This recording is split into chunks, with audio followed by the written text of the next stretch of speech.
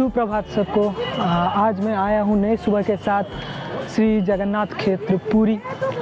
पूरे भारतवर्ष में विश्व प्रख्यात श्री जगन्नाथ जी का मंदिर। मानते हैं कि चारों धाम घूमना। चारों धाम क्या है? द्वारका, रामेश्वरम, बद्रीनाथ और श्री क्षेत्र पुरी। ये चारों धामों से श्री क्षेत्र पुरी एक ही है। यहाँ आपको 53 देवी देवता से ज़्यादा देवी देवियाँ देखने को मिलेंगे, इसीलिए ये चौथे भाग में अंतर्भुक्त है।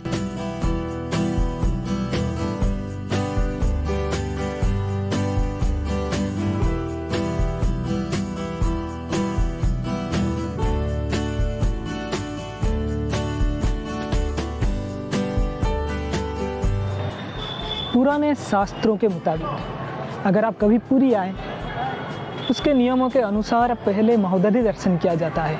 महोदधि जो बंगोपसागर है, बिल्कुल पुरी के किनारे में ही है। इसको हमारे पुराने शास्त्रों में महोदधि का संबोधन आख्या दिया गया है। पहले महोदधि दर्शन, उसके बाद आप आकर मंदिर के सामने, बिल्कुल सामने पूर्व द्वार में अरुण स्तंभ है, उसके दर्शन, फिर महाप्रभु के दर्शन करने का नियम है।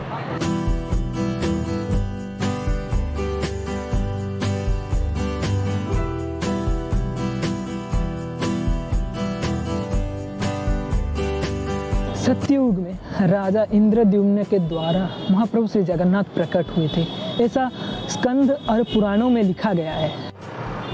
श्री जगन्नाथ मंदिर, यह मंदिर करीब 10 एकड़ आयतन विशिष्ट जमी में अवस्थित है। 1452 ख्रीष्टाब्द में राजा कपिलेंद्र देव के द्वारा इस मंदिर की रक्षा के लिए एक प्राचीर बनाया गया था, जिसका ऊंचाई करीब 664 फीट था और चौड़ाई 640 फीट।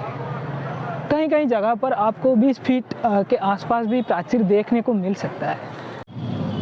और राजा अनंग भीम देव के द्वारा ये मंदिर समाप्त किया गया था, संपूर्ण हुआ था श्री विग्रहों को, देवी देवताओं को अधिष्ठित करके।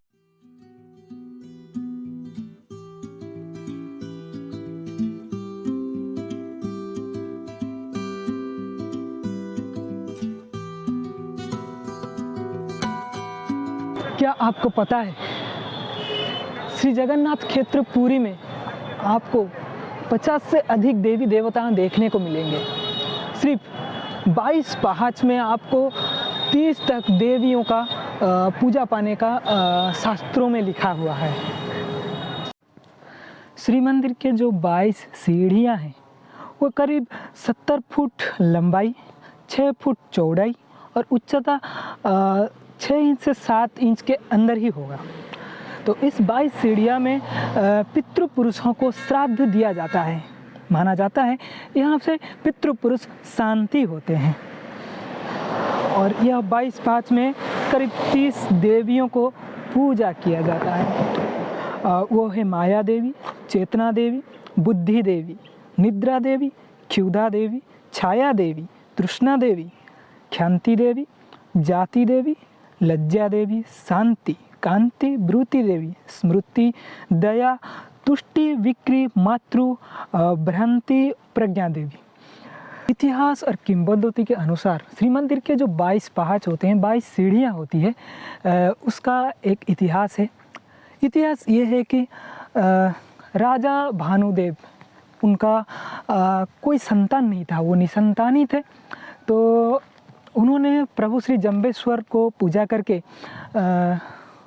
संतान प्राप्ति किए थे। जब उनका उस बच्चे का जातक मनाया गया, उसका आयु बहुत कम था, करीब 22 साल था। राजा ये जानकर अपने फिर से वो जम्बेश्वर महाप्रभु को पूजा किए। तभी जम्बेश्वर प्रभु ने बोला कि तुम श्री मंदिर में 22 सीढ़ियाँ बनाओ, 22 सीढ़ियाँ बनाना है। तो उन्होंने सीढ़ियाँ बनाया और बोला कि वहाँ पे अपने बेटे को करवटें लेने को बोलो, और वो वैसे ही किया बिल्कुल। और उन्होंने अपने बच्चे का आयु ज़्यादा पा लिया था। तो इसीलिए जो किसी भी घर में अगर नए नए बच्चे आते हैं, पैदा होते हैं, तो वो अपने बच्चे को करीब 5 साल के अंदर वो ले आते हैं श्री मंदिर में और वही सीढ़ियाँ में करवट लेने को बोलते हैं।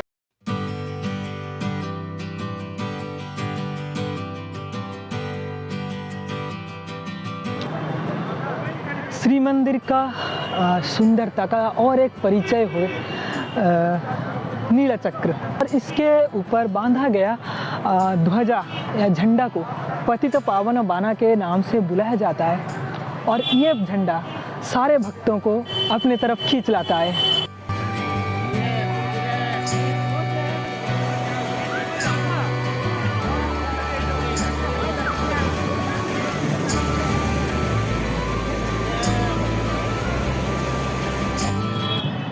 मंदिर के पूर्व पार्श्व में अनंत शयन में श्री वासुदेव भगवान जी, पश्चिम भाग में श्री मुक्तेश्वर महादेव और मुक्ति मंडप, और उत्तर दिशा में सूर्य पूजा मंडप अवस्थित है। श्री क्षेत्र पुरी का देउल या जो मंदिर वो 4 भागों में भाग किया गया है। पहला है मुख्य मंदिर, दूसरा है जगमोहन या मुखशाला, तीसरा है नाट मंडप और चौथा है भोग मंडप। श्री जगन्नाथ महाप्रभु जहाँ पे उपवेष्टित हैं, जहाँ उपस्थित हैं, उस सिंहासन को रत्न सिंहासन बोला जाता है।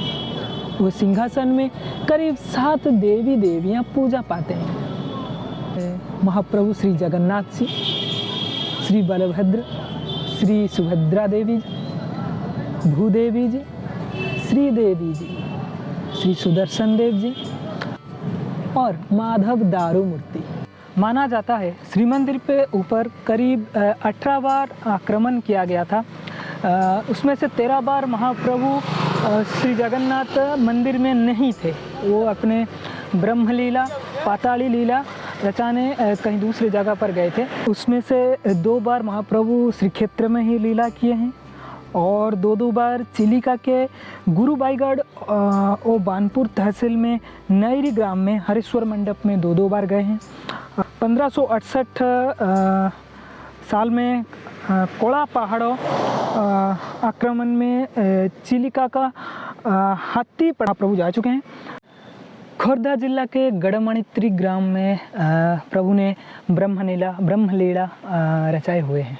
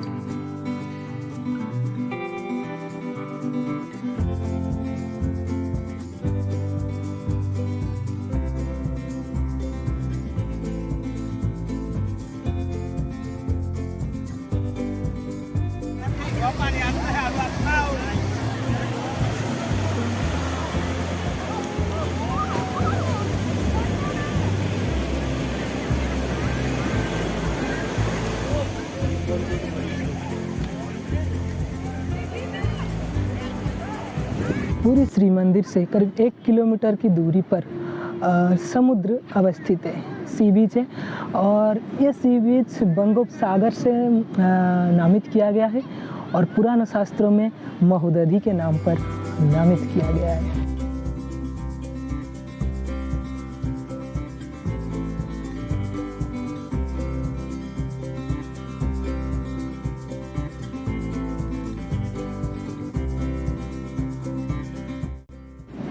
यह बीच में हर वक्त जनसंगम लगा रहता है और पर्यटक काफ़ी देर तक यहाँ अपनी खुशी मनाते हैं और यहाँ पर बैठकर इस प्रकृति को उपभोग करते हैं।